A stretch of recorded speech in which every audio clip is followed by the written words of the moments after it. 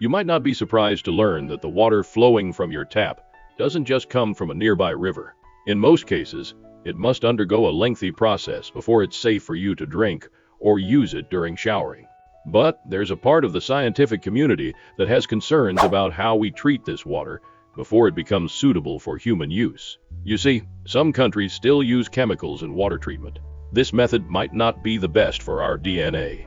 The substance at the center of this debate seems to be colloidal silver.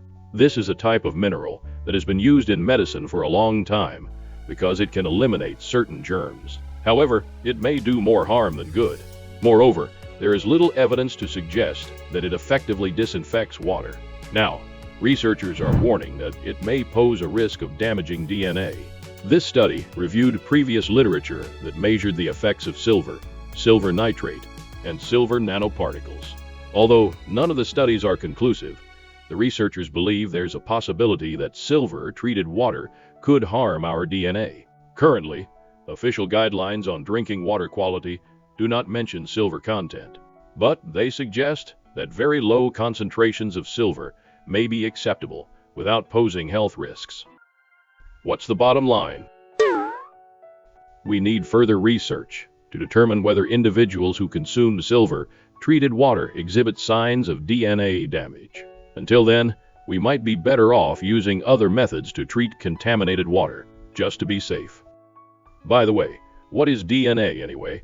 I'd be asking the same question if I were you. Let's talk about the foundation of molecular biology. Deoxyribonucleic acid, or DNA, as you may have heard, is the blueprint of life, and that's true. DNA is like the basic instruction manual for every living organism, from the tiniest bacteria to the largest elephant, and even us. But DNA isn't just a set of instructions. It's like a family heirloom, passed down from generation to generation, like your grandfather's old pocket watch. And just like that pocket watch, DNA has been around for a very long time, dating back to the earliest forms of life on Earth. Now, let's dive into the details. What makes DNA so complex? It's made up of smaller components that fit together like puzzle pieces. And when those pieces are arranged in a specific sequence, they can determine everything from your eye color to the size of your feet. But how does it work? How do we get information from these tiny puzzle pieces? Well, that's a mystery scientists have been unraveling for decades. But there's one thing we do know for sure. DNA has a strong sense of teamwork. All multicellular organisms have a complete set of DNA.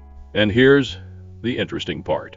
On a typical day, our precious genetic code can experience quite a bit of disruption. A single cell can face up to 10,000 potential threats to its chromosomes in just 24 hours. But don't worry, most of these small accidents can be fixed, like a repair technician with a roll of duct tape. However, some damage can lead to permanent harm, also known as mutations or rearrangements, and that can result in some unpleasant conditions in the human body. In fact, some studies suggest that DNA can be damaged by surprisingly ordinary things, like salt, for example.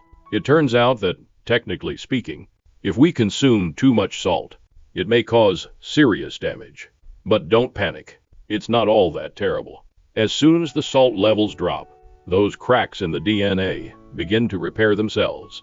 The only problem is, scientists aren't exactly sure where the cracks form, or what type they are. And speaking of extreme environments, there's a tiny bacterium called halobacteria that lives in the Dead Sea and could teach us a lot about biotechnology and even about life on other planets.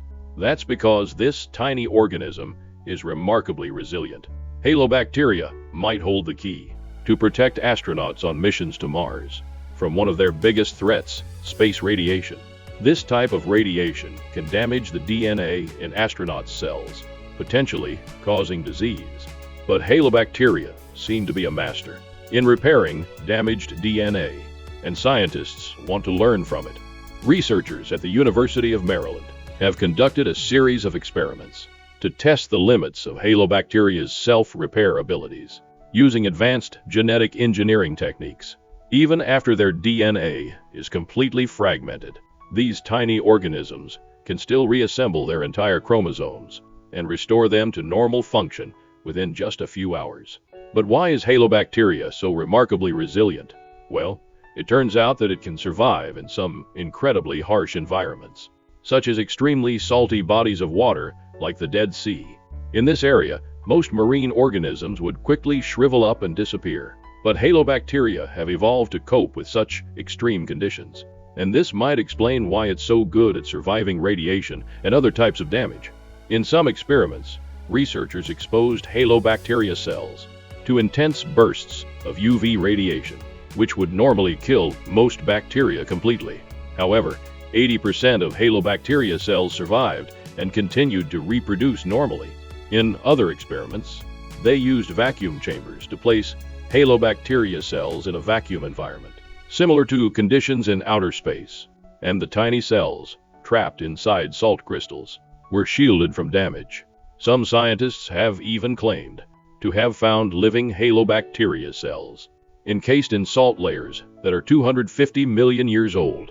If true, this could have profound implications for the search for microbial life on Mars. Based on data from NASA's Spirit and Opportunity rovers, it appears that the surface of Mars once had salty pools of water. If you think of it that way, then yes, salt and salty water can damage DNA, but they may also help us better understand how humans might survive in extreme environments. There's still so much we don't understand about human DNA. But did you know that you and I share 99.9% of our DNA? We're almost like genetic twins. I mean, think about it.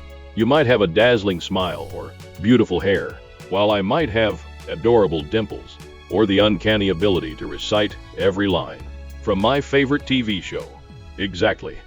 But in the end, we're all made of the same basic building blocks. It's that tiny remaining 0.1% of our DNA that makes us unique and makes life a lot more interesting. And hey, we might even have more in common with a cabbage than we think. It turns out that our DNA is up to 50% similar to that of the vegetable. But don't worry, it's not like you're going to start growing leaves or anything. It's fascinating to think about how all living organisms on Earth evolved from a common ancestor over 4 billion years ago. And that ancestor was probably just a tiny single-celled organism with a strand of DNA. From there, it evolved into everything, from bacteria to humans, with trillions of cells. So what about our closest animal relatives? Well, that title goes to chimpanzees and bonobos. Recent studies have shown that bonobos share nearly as much DNA with us as chimpanzees do. But what's especially interesting is that, even though we share about 99% of our DNA with these primates, humans behave and look very different from them. Researchers have sequenced the DNA of bonobos and found a few small but intriguing differences among the 3 species' genomes. These differences may hold the key to understanding why these amazing creatures don't act or look exactly like us, despite being our closest living relatives. Then again, I do have a cousin who behaves quite a bit like one of them.